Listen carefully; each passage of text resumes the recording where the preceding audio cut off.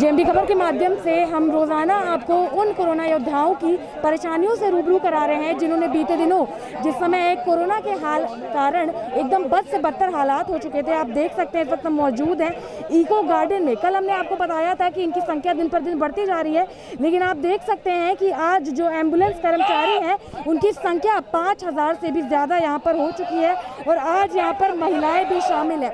बता दें इन लोगों की मांगे हैं कि जो ठेका प्रथा है उसको बंद कर दिया जाए और इनको परमानेंट कर दिया जाए, लेकिन उसके बाद भी शासन प्रशासन की तरफ से किसी प्रकार की कोई कार्यवाही नहीं हो रही है। आइए इन्हीं लोगों से बात करते हैं कि क्या समस्या है। अभी तक तो एम्बुलेंस चालक थे यहाँ पर, आप लोग आइए धरना दे रही हैं, क्या वजह है? हम लोग भी एमटी हैं। हम लोग की मांग है कि ठेका प्रथा बंद कर दी जाए और हम लोग को ये समान वेतन और समान कार्य दिया जाए। उसके बाद में जो हमारे एम्बुलेंस एमटीज थे, जो एमटी पायलट थे जो कोरोना काल में एक्सपायर हो गए, उनके परिजन को, जो उनके परिवार वालों को, उनको 50 लाख का बीमा दिया जाए।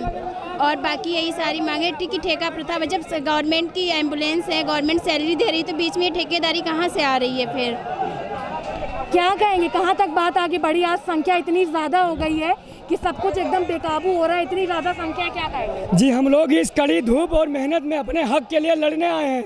सरकार हमारी एक भी बात नहीं मानी अभी तक। प्रशासन ने हमसे चाबियां छीन ली, हमारा हक छीन लिया। इस कोरोना काल के दौरान में योगी जी ने कहा था कि फूल बरसाएंगे एमटी पायलट भाइयों पर।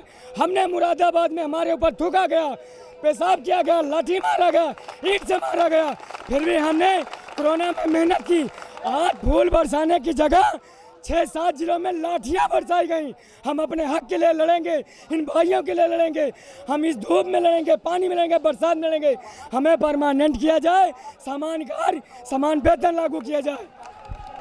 स्वास्थ्य मंत्री से क्या बात हुई?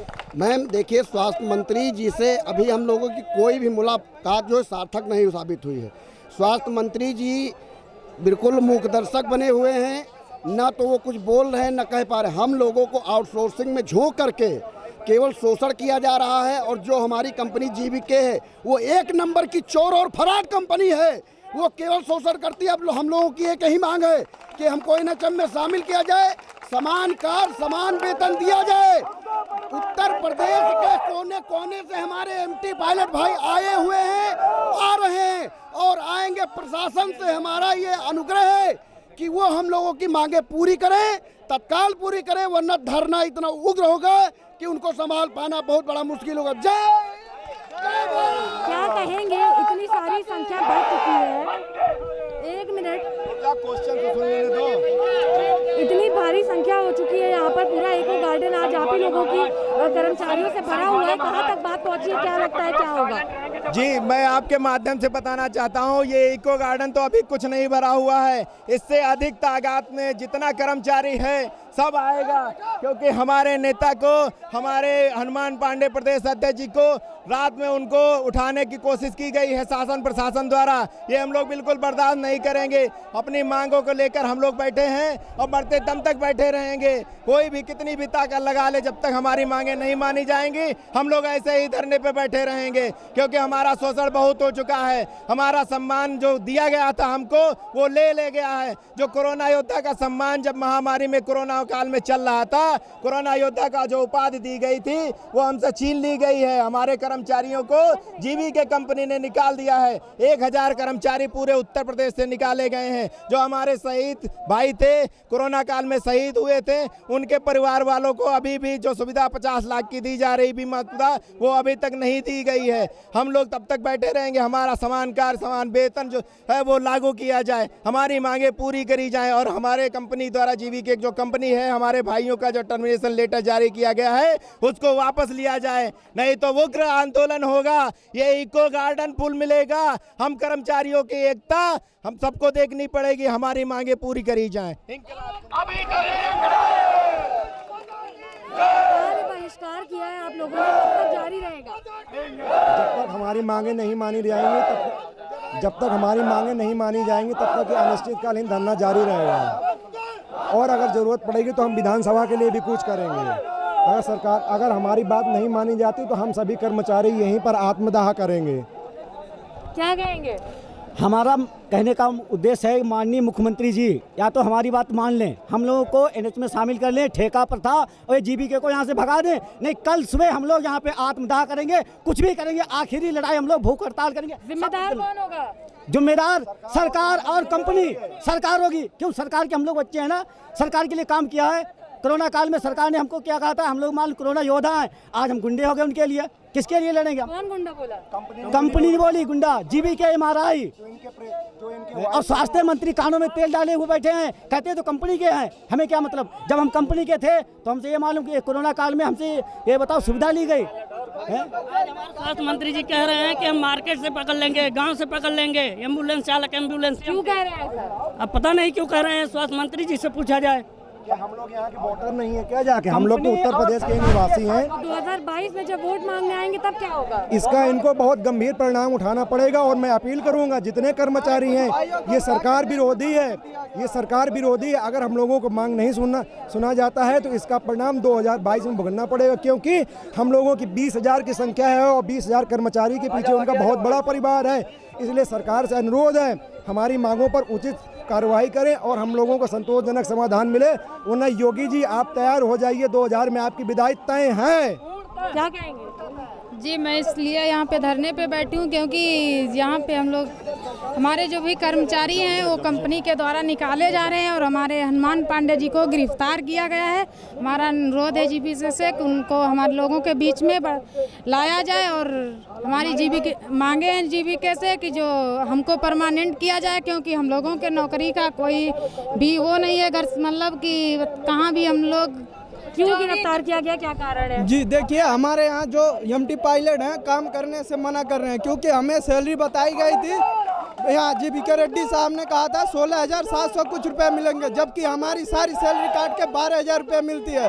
हमारे लोगों ने आवाज़ उठाई कि हमारी सैलरी बढ़ाई जाए, लेकिन वहाँ सुना नहीं गया तो हमारे भाइयों ने हड़ताल शुरू कर दी। हड़ताल ना करने के लिए यहाँ के जो प्रशासन है जिला स्तर पर उन्हें उठा बंद कर दिया गया है। उन्हें नहीं बाहर निकाला जा रहा है, ना कुछ किया जा रहा है। तो हर जिले के जिला अध्यक्ष गिरफ्तार पड़े हैं। हमें यही आपसे अनुरोध है कि हमारी आवाज़ सरकार तक पहुंचाया जाए और हमारी मांगें पूरी की जाए। मैडम, मैं सिर्फ स्वास्थ्य मंत्री जी से पूछना चाहता हूँ कि इसके पहले क्यों नहीं गाँव से और मार्केट से एमटी पायलट खरीद लिए, अब क्यों खरीद रहे हैं? क्या कह रहे हैं आप? मैं अजय कुमार सिंह, मंडल अध्यक्ष कानपुर मंडल। मेरा सरकार और शासन और प्रशासन से, कार्यपालिका और न्यायपालिका दोनों से एक करबद्ध निवेदन है। ये 19,221 कर्मचारियों का जन समूह है। ये लोग आपके पास बेवजह नहीं आए हैं, इसका कोई ना कोई कारण है कि आपातकालीन सेवा बाधित कर दी गई। 108, 102 और ALS के कर्मचारी धरने पर उतारू हो गए। उनसे एम्बुलेंस की चाबी ले ली गई, फ्यूल कार्ड ले लिया गया, गाड़ियाँ छीन ली गई और अनट्रेंड लोगों को, अनभिज्ञ लोगों के हाथ में जो है गाड़ी की स्टीयरिंग दे दी गई, मरीजों के देखभाल और जो उनके फर्स्ट एड की जिम्मेदारी दे दी गई। आप एक बात बताइए कि जो कि आपके ALS पर वर्क करने वाला बंदा जो वेंटिलेटर हैंडल कर रहा है, ICU हैंडल कर रहा है, सिरिंज पंप और AED मशीन हैंडल कर रहा है, क्या वो एक अनट्रेंड हो गया? अगर वो अनट्रेंड था तो जीबीके EMRI का research institute of Secunderabad, GBK EMRI research institute of Secunderabad AP, वो भी फर्जी है। उसको पहले ताला लगाया जाए, उसे सील किया जाए। उसके साथ साथ एक विशेष जानकारी देना चाहूँगा कि आपके जो है ALS एम्बुलेंस का संचालन हुआ था, इसका जो है इसकी लॉन्चिंग थी, उस टाइम 150 गाड़ियाँ यहाँ से हैदराबाद से यहाँ मंगाई गई थी, जिनका फर्जीवाड़ा की जिम्मेदारी पुरानी गाड़ियों को नया करके लॉन्च किया गया, जिसको जो है जीबीके हमारे अच्छे से जानती है कि AP में पहले 10 साल तक गाड़ियाँ चलाएंगी और उनको जो है टाटा कंपनी के, टाटा मोटर्स के ज़रिए से इन्होंने जो है नई गाड़ियों का रजिस्ट्रेशन दिखा के, नया बीमा दिखा करके, नई गाड़ी का चेसिस नंबर और ये सब कुछ लेकर के, इंजन नंबर वगैरह, इनको नई गाड़ियों में लॉन्च करके दिया गया। क्या उस समय जीबीके क्या कर रही है, क्या फर्जीवाड़ा है? सरकार से क्या कहना चाहेंगे? सरकार से सिर्फ एक ही अनुरोध है कि हमें न्याय दिया जाए। जब तक ये आपकी ठेका प्रथा रहेगी, जब तक हम लोग जो है क्या नाम जीबीके और जेडएचएल जैसे किसी दूसरे जो है अन्य ठेका प्रथा वाली कंपनी के अंडर में काम करेंगे, तब तक हमारा बराबर शोषण होता रहेगा। आज हम जो है 13,700 पर ड्यूटी करते थे, आज हमको जो है 13,000 से हटा करके 10,700 पर ड्यूटी करने के लिए मजबूर किया जा रहा है और कहा जा रहा है कि अगर ड्यूटी करनी है तो करिए और नहीं करेंगे तो आपको जो है जो मर्जी है आप कर सकते हैं। आप हमें एक बात बताइए, हम अपने बीवी बच्चों को लेकर के आज 10 साल से यहाँ पर जो है 108, 102 और ALS में ड्यूटी कर रहे हैं। आज 10 साल के बाद में ओवर एज होने के बाद में हम कहाँ जाएं, किसके दरवाजे पर जाएं? क्या हम लोग उत्तर प्रदेश की जनसंख्या में नहीं आते हैं? क्या हम लोगों के पास वोट नहीं है? हमारे 1,000 कर्मचारियों को निकाल दिया गया, ALS भाइयों को, जो कोरोना योद्धा थे। ठीक, दूसरी कंपनी DHL लिया है, वो 20,000 रुपया DD मांग रही है। 20,000 हमको दो तो हम भर्ती करेंगे, नहीं तो भर्ती नहीं करेंगे।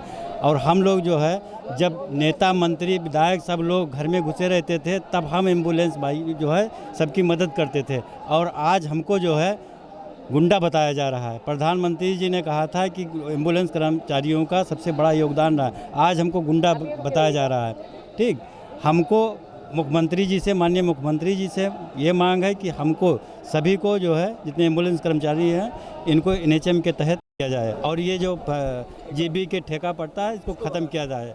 ठीक, तो जैसा कि आपने देखा हमारी एम्बुलेंस कर्मचारियों से बात हुई, आज यहाँ पर महिलाएं भी शामिल हैं। अब चारों तरफ हमने आपको दिखाया कि किस तरीके से एम्बुलेंस कर्मचारियों की संख्या यहाँ पर भरी हुई है। मैं अभी भी कैमरा पर्सन से कहूँगी कि दिखाएं कि किस तरीके से चारों तरफ जो एम्बुलेंस चालक हैं और एम्बुलेंस कर्मचारी हैं उनकी संख्या बराबर बनी हुई है और वो लगातार अपना धरना जारी रखे हुए हैं। इनका यही कहना है सरकार से कि जो ठेका प्रथा है उसको बंद कर दिया जाए। इसके साथ ही जो इनके प्रदेश अध्यक्ष हैं हनुमान पांडे, उनको भी गिरफ्तार कर लिया गया है। उनकी रिहाई की मांग को लेकर भी आज यहाँ पर हजारों की संख्या में यूं कहे 5,000 से ज़्यादा कर्मचारी यहाँ पर मौजूद है और इन लोगों का सीधा साधा चेतावनी सरकार को है कि अगर इनकी मांगें पूरी नहीं होती हैं तो धीरे धीरे जो ये आंदोलन है ये और भी तेज होता जाएगा।